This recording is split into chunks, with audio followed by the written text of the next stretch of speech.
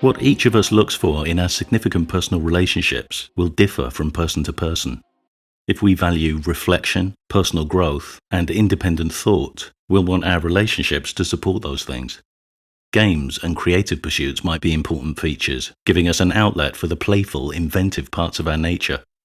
Something we might consider a relationship essential is the ability to just relax and be our authentic selves. We might also expect a healthy sense of security, so there's no fear that an innocent slip could land us in trouble, or that accidents and misunderstandings will get blown out of scale. Whatever positive, affirming features you look for in a relationship, you can forget all about them when malignant narcissists maneuver themselves into your life. Personal growth, independent thought, creativity, and authenticity will all get shoved into storage, leaving you in a rigid, stagnant environment. Security will evaporate as you begin to realize one wrong step could do you serious damage. To malignant narcissists, your value begins and ends with your ability to serve them. Dismissing your needs is just the start. Soon the mind games begin. Like stepping into an Escher print, you'll find yourself completely disorientated by the impossible angles of the narcissist's world, where the only predictable feature is unpredictability. Not only is there no telling where you'll end up when you go through a door, there's no telling what laws will apply when you get there. Down might now mean up, or sideways. With each vertigo-inducing flip, your brain tries to find some underlying order. And when you think you might have found it, the ground falls from under you. Narcissists use a range of mind games to knock targets off balance, including love bombing, gaslighting, and various forms of emotional blackmail. I want to explore a particularly poisonous mind game called the double bind, which puts people in no-win situations. I'll be looking at examples of it in action and some different ways of dealing with it.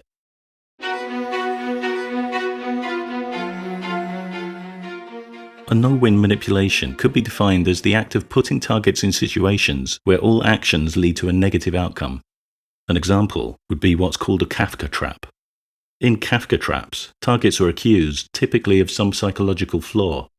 When they deny the accusation, their denial is taken as evidence that the accusation is true. The possibility that the accusation is false is invalidly excluded. Targets of Kafka traps are only presented with losing options by their accuser. In fact, in many cases, targets do have positive options. One is to simply ignore their accusers. Another is to expose and mock this fallacious manipulation. With double binds, these options aren't available. A double bind is a very specific kind of no-win manipulation in which targets are presented with conflicting messages, each of which negates the other. In effect, they're told, do X and don't do X. When targets are playful, they might be criticized for never taking anything seriously. Then, when they're serious, they're told to stop being a drag and lighten up. The double message is be serious and don't be serious. Whatever the target chooses, the abuser responds with the other. Double binds occur in relationships where targets feel compelled to figure out what the manipulator wants and provide it. They feel unable to ignore the dilemma presented to them, which is what binds them in. They often feel unable to point out the injustice of the dilemma, because criticism leads to more negative consequences. And they're unable to consult the manipulator to help find a way out. Double binds can be extremely destructive psychologically. Targets of narcissists can tie themselves in knots trying to work out what the narcissist wants. But all the narcissist actually wants is to make the target fail.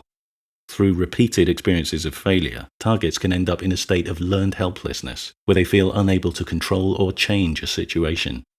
Making decisions can become increasingly difficult as targets start habitually questioning their own judgment.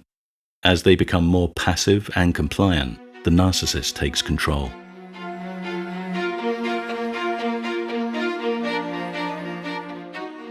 I took a straw poll among my patrons, asking if they could identify any personal experiences of double binds in their lives. If so, in what areas? Respondents could tick multiple categories. 2/5 of all respondents reported experiencing this manipulation in personal one-to-one relationships, and half of all respondents encountered it in their family. 1/4 of respondents identified double binds in a religious, political, or pseudoscientific ideological group, and 1/4 experienced them in other environments, including social circles, personal therapy, and the workplace. In total, 3/4 of all respondents reported experiencing double binds, with the remaining respondents registering no awareness of having encountered them. Even acknowledging the limitations of straw polls, this is a very high figure. And it's worth noting the significant prevalence in one-to-one relationships and in families, which we might hope would be win-win environments where people lift each other up. What binds us into double binds comes in many forms. The complex emotional ties found in one-to-one relationships and families can make very strong binding material. So strong that we sometimes snap before they do. So, what do double binds look like? Here are some examples from literature, history, and my own personal life.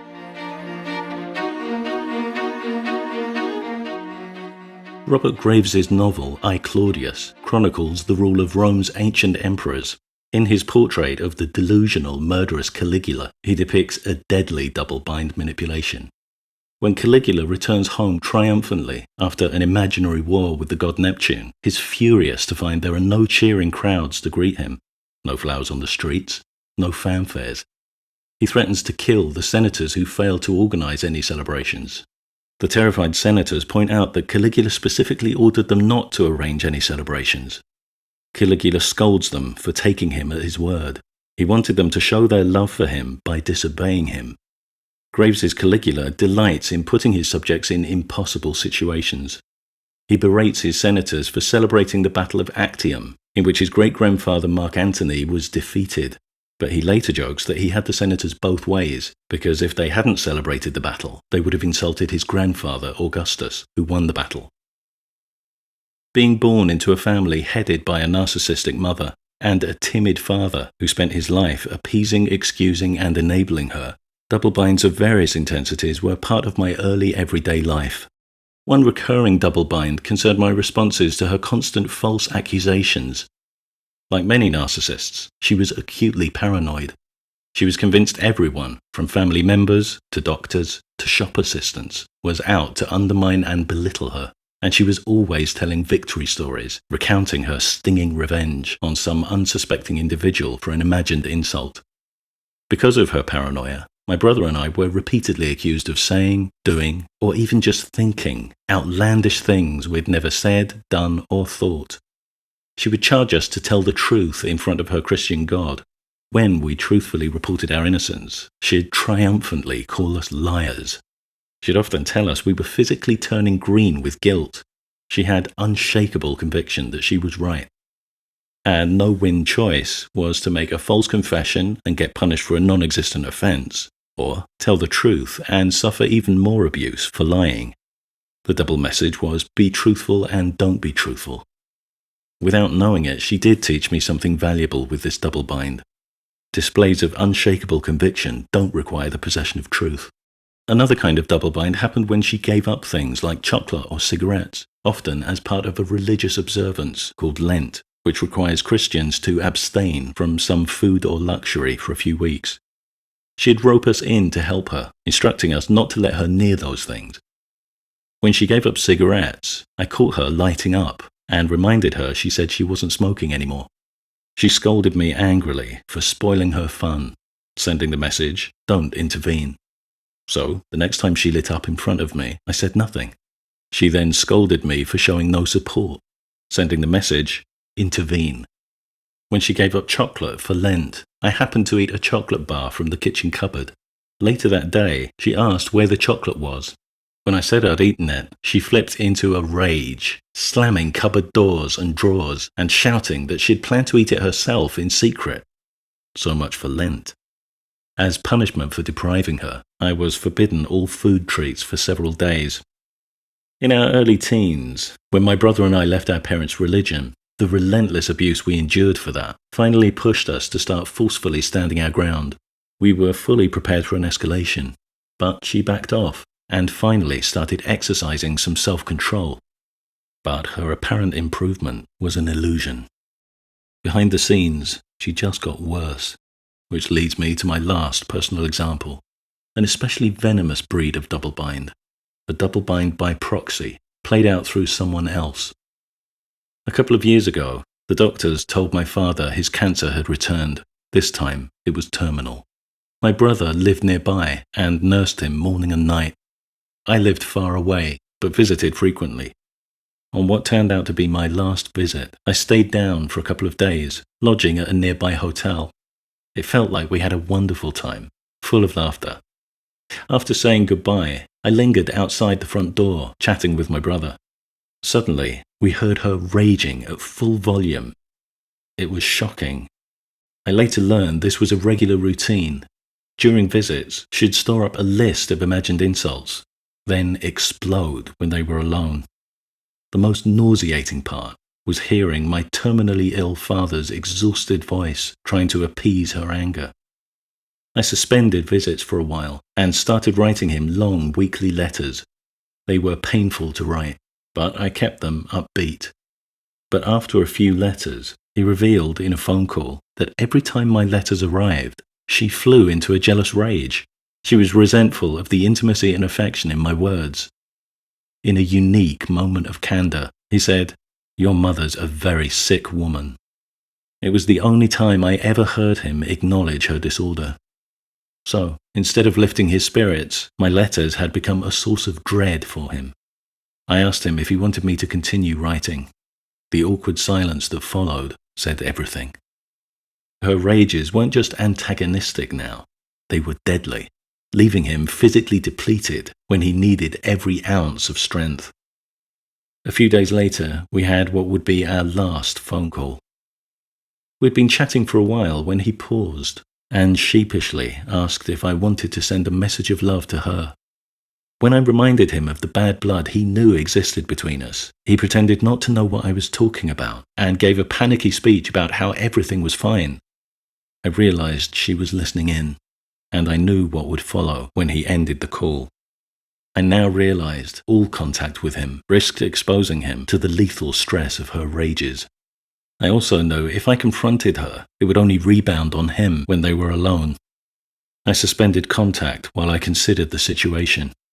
She then started telling people I was shunning my dying father. The double bind was complete. Damned if I contacted him, damned if I didn't. A few weeks later, my father died in a nursing home, reportedly still appeasing her anger. Every few months she writes to me, urging me to get back in contact, and blaming her dead husband for causing a rift between me and her. Double binds sometimes get played out on a larger scale by religious and political zealots. In 17th century England, people accused of witchcraft were faced with a terrifying double bind, where both options led to death: falsely confess to being a witch and die, or truthfully deny being a witch and die. Torture was illegal in England at the start of the witch hunts. Originally, the only method of physical coercion legally available to interrogators was sleep deprivation. This method was successful with the first person accused of witchcraft by professional witchfinder Matthew Hopkins. Elizabeth Clark confessed after being kept awake for 3 days.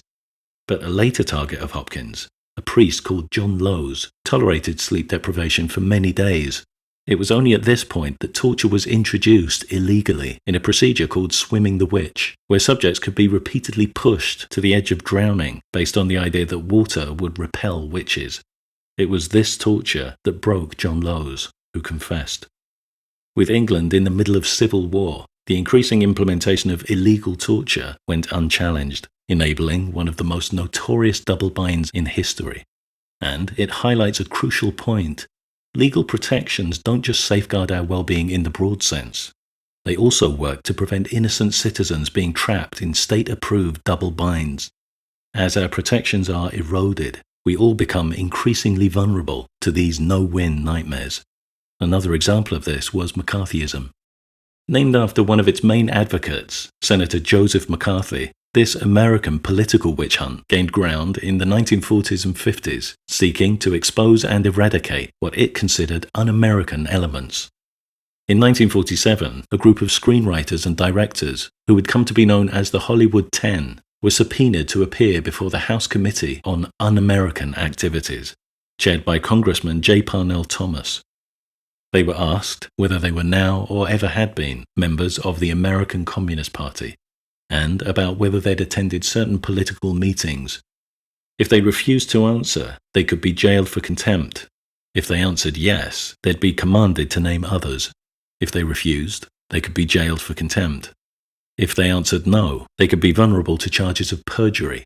Being subpoenaed by the House Committee meant they'd already been identified as communists by other informants who were granted immunity and couldn't be cross-examined.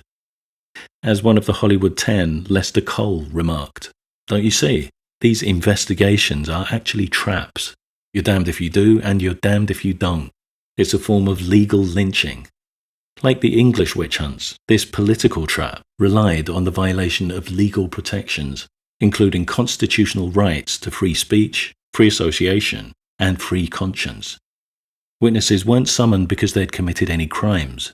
They were jailed, ostracized, and rendered unemployable purely for exercising their rights under questioning. It was the House Committee on Un-American Activities that was attacking American values, redefining un-American on its own terms, so that the mere act of questioning the committee became un-American. It's worth mentioning that some months later, committee chairman J. Parnell Thomas was charged with fraud. Having jailed witnesses for refusing to answer his questions, Thomas now exercised his own right not to answer questions. He was jailed, in his case for actual crimes. These examples illustrate some of the scope of double binds. They also highlight some of the things to bear in mind when we're dealing with this manipulation.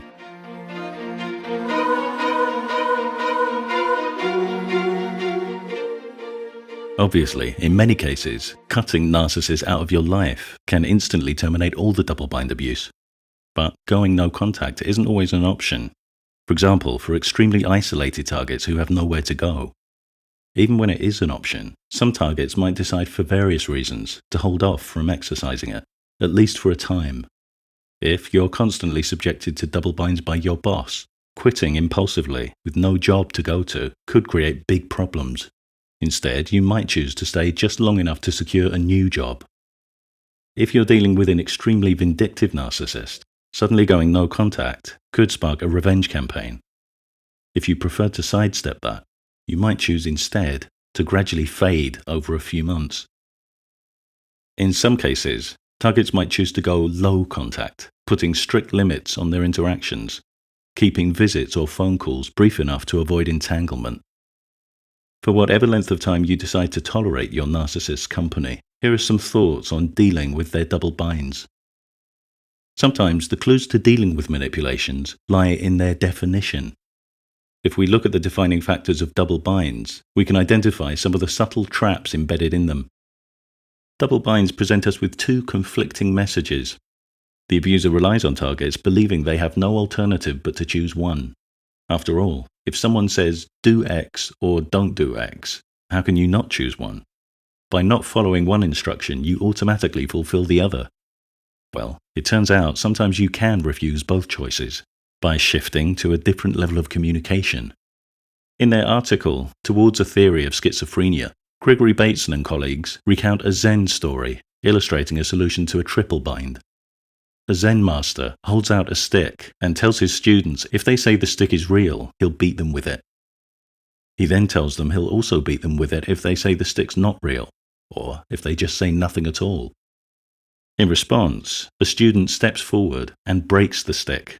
Now the master can't beat them with it. This story perfectly captures the psychology of double binds. Abusers present targets with a stick and ask them how they'd like to be beaten. Instead of answering that sadistic question, targets need to learn to break sticks. After being punished for helping my narcissistic parent give up chocolate and cigarettes, I steered clear of whatever food she said she was giving up, and I kept myself to myself. She went to embarrassing lengths to reel me in. One year, when she gave up cakes, she staged a groan-worthy scene. where I was obviously meant to discover her in flagrante delicto with a donut. Luckily, I saw it coming and walked into a different room. Through a crack in the door, I watched her holding on to that donut for ages, waiting to be found. Instead of falling into her double bind of intervene or don't intervene, I sidestepped both options by sabotaging her plan to be discovered. I broke the stick. One of the things that stops targets identifying solutions to double binds is that they're trained to anticipate what the narcissist wants, in the perpetual false hope that by pleasing the narcissist, they can avoid a negative outcome. So long as we hold on to that false hope, our narcissists can dangle us like puppets dancing to their tune. We remain in a constant state of anxiety, reacting in reflex, knee-jerk ways to the whims of our abusers. But when we let go of that false hope, and fully accept the reality that our abusers want to punish us whatever we do, we can forget all about pleasing them and start thinking about what we want. Thinking about what you want keeps you grounded in your own mind, instead of getting lost in the abusers. You can begin to build and maintain important psychological boundaries. Instead of reacting mindlessly, you can respond mindfully. With a clearer head, targets start seeing solutions to double binds that used to drive them mad when they were chasing after the narcissist's approval. Sometimes the solution is simply about not responding. Targets are trained to feel unable to ignore the dilemma presented to them, but lots of dilemmas can easily be ignored, especially when the double bind depends completely on the target reacting. One example is when the narcissist gives you conflicting feedback about your social behavior, suggesting you should be serious and not serious, assertive and not assertive, attractive and not attractive, and so on, always putting you in the wrong. The moment you engage with this kind of feedback, you lose. If you change the way you behave, you lose. You'll start acting inauthentically, and you'll inevitably get criticized anyway.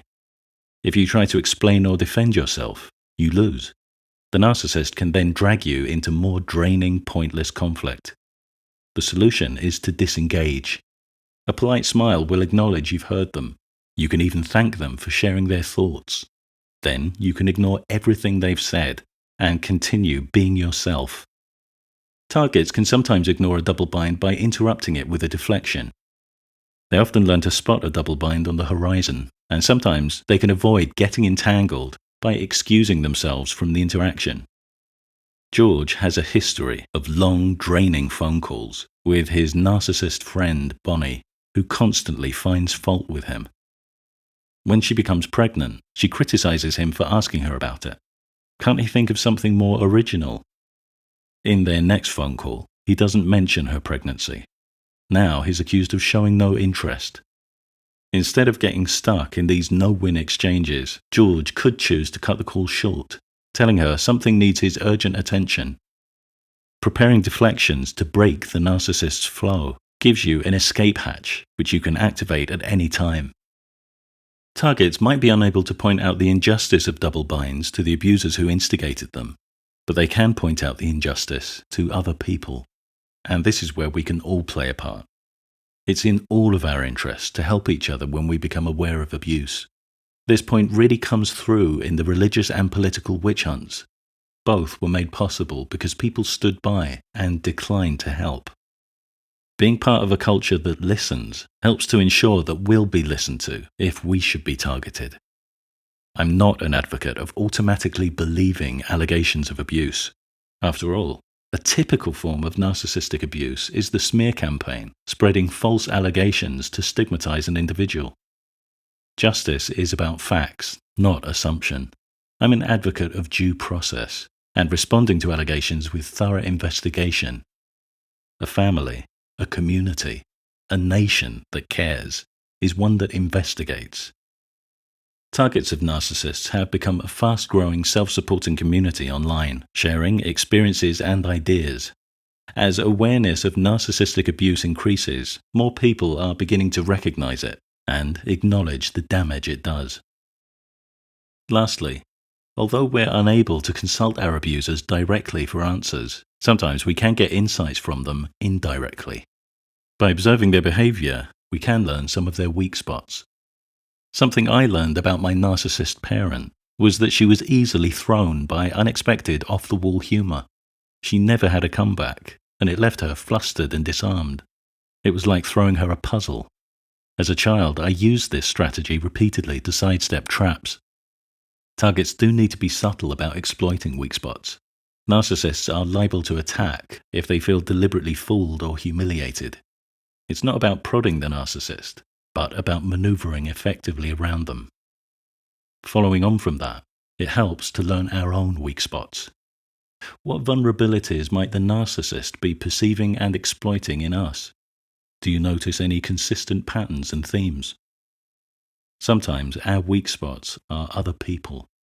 When the abuser can't get to us directly, they can sometimes get to us through the ones we love. This happens repeatedly in high control groups, where members feel forced into compliance to protect loved ones. My father was a huge weak spot. I had a powerful urge to rescue him from her abuse, but he was deeply entrenched in a codependent relationship with her. When loved ones choose to stay in abusive relationships or groups, there's often very little we can do except let them know that we love them and that we're there if they want us. Whatever they do has to be their own choice. My father made his choice, and it was when I finally accepted his choice that I was able to let go. If the worst comes to the worst, and you find yourself in a double bind you can't see any way out of, there are still some principles to bear in mind. Don't argue or show emotion. Two things many targets learn early on. Arguing just gets you more entangled in the situation, and narcissists love seeing your distress.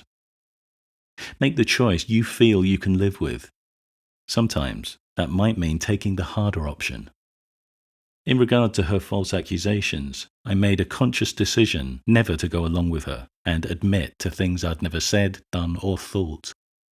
Even though I knew it meant more punishment because I'd be accused of lying, I recognized that there was a bigger personal cost involved if I started bending to fit her distorted reality.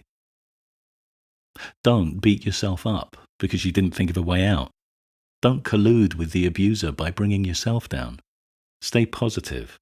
Try to think if there's anything you might do differently next time, and use the negative experience as motivation to plan a more permanent solution to your abuse in the future. The no-win Kafka trap is named after dystopian author Franz Kafka. In his parable, Before the Law, a man seeking the law is refused access to it by a gatekeeper. The gatekeeper allows him to sit by the gate, letting him think he might be allowed in someday. The man waits there for the rest of his life, but never gains access. Kafka's story expresses the futility of waiting for justice to come to you. My father fell into a similar trap, waiting decades for a peace that never came. If targets of narcissists want to end their abuse, they have to be the force for change. The good news is that narcissistic no-win mind games aren't necessarily the impossible situations they seem. When we take a step back, we begin to find lots of solutions. Whether we're the target or the person a target approaches for help, we can all do something to combat the abuse of double binds.